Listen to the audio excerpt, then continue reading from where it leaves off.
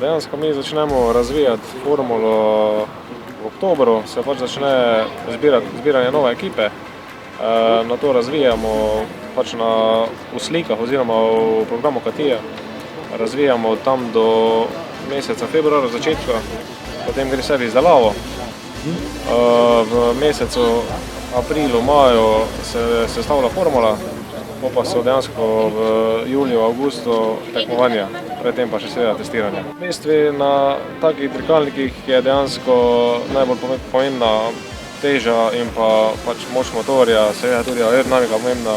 Na koncu pa če potegnemo črto, če imaš slabega voznika, tudi veliko zdobiš. Človeški faktor je ogromen, pač čim več testiranja, da se voznik navadi na formulo, tem boljši si.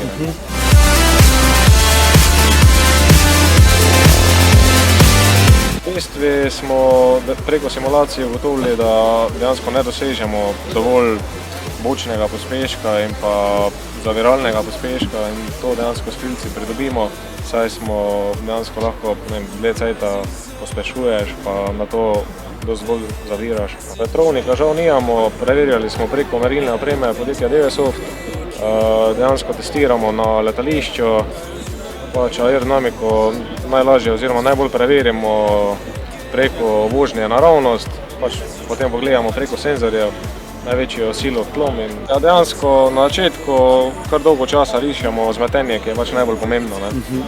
Od tega je vse tudi odvisno, vsa dinamika vožnje in vsega, kar je pač najbolj zahteven del. Formula ima skupno 170 kg brez tebe. To se pravi z mano 350? Recimo. Če se fajn najem, ne? Dejansko moč motorja je 50 konjev, tam do 100 km/h ima približno 3,8 sekunde. Pač to smo že omenili, da imamo letos prednjo in zadnjo krilo, ki pač pripomoreta k voznim lastnostim. Koliko recimo poraba goriva? Poraba goriva je na 100 km tam 16-17 litrov.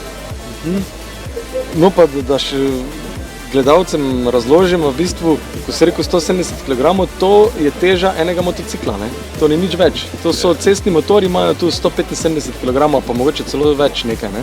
Spred, da je ta dirkalnik ekstremno lahek. Ja, je eden najlažjih na svetu, v bistvu, na tekmovanju smo med lažjimi. Dejansko je to, kako bi rekel, bolj za študentsko izkušnje, da se nekaj naučiš, preko priješ v podjetje. Recimo to se v Angliji in Nemčiji zelo ceni.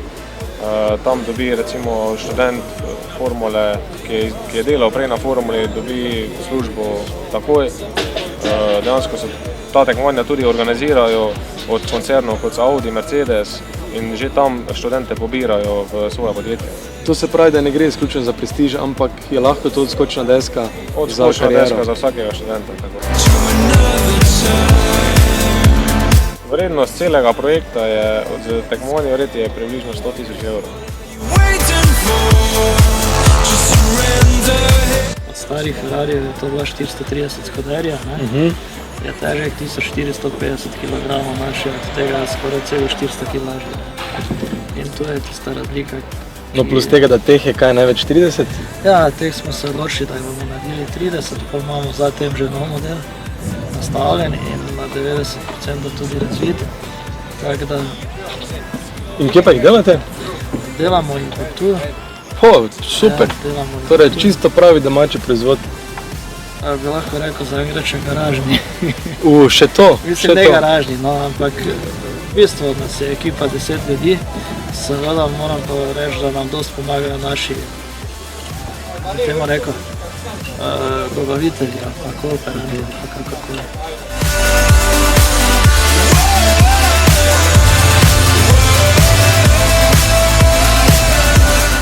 No, za vse naše gledalce še povem, prej smo sedeli v dirkalniku, ki so ga konstruirali študentje in ki privabi vse ljubitelje bencinskih hlapov.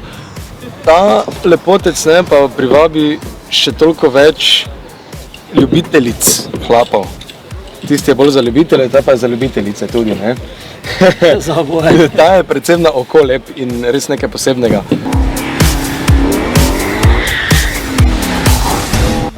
mi takoj, ko smo začeli, to je zdaj 7 let nazaj, smo začeli z sestavljanjem K1 Ateca. In bom rekel, da v tem avtu je 20% nekje še porabljene osnove iz tistega prvega avtomobila, medtem ko smo vse ostalo že sami krepko spremenili. Druga je cela mehanika, kompletna mehanika. Avto je zrastel, je daljši, je večji, aerodinamično to zbolj doknan. In v bistvu nam je to bila neka osnova, pa praktično celo prva ideja, kako začeti. Kot taka ideja bi jaz temu rekel, da je to bila naša želja. Jaz takrat, ko sem s tem dirkanjem nehal, sem si vedno želel nekako, da bi lahko bil pa stari dirkač, pa to ne moreš biti. Če si pa avto narediš, ki je podobno hiter ali pa hitrejši od dirkalnega, si pa lahko to celo življenje. Ja, tu je malo narobe, ni bil predstavljen v oddaji Top Gear, tam smo bili povabljeni, predstavljen je bil v reviji Top Gear, ki je v bistvu enaka. No, v bistvu enaka. Pa me zanima, če v bistvu to za vas pomeni do zdaj največji uspeh? Ja, jaz bom rekel tako, mi ko smo šli v Francijo na sejem v Le Mans, so nas tam opazili in tam so tudi hoteli takoj ta avto stestirati. Če bi imeli čas za premislek, ga verjetno niti ne bi dali, tega pa nismo imeli, pa smo ga dali, pa smo na srečo, so nas kar dobro sprejeli. Ja, moč motorja je 450 konjev, vendar ni to neka redkost, to danes že ima vsak malo bolj športno avto.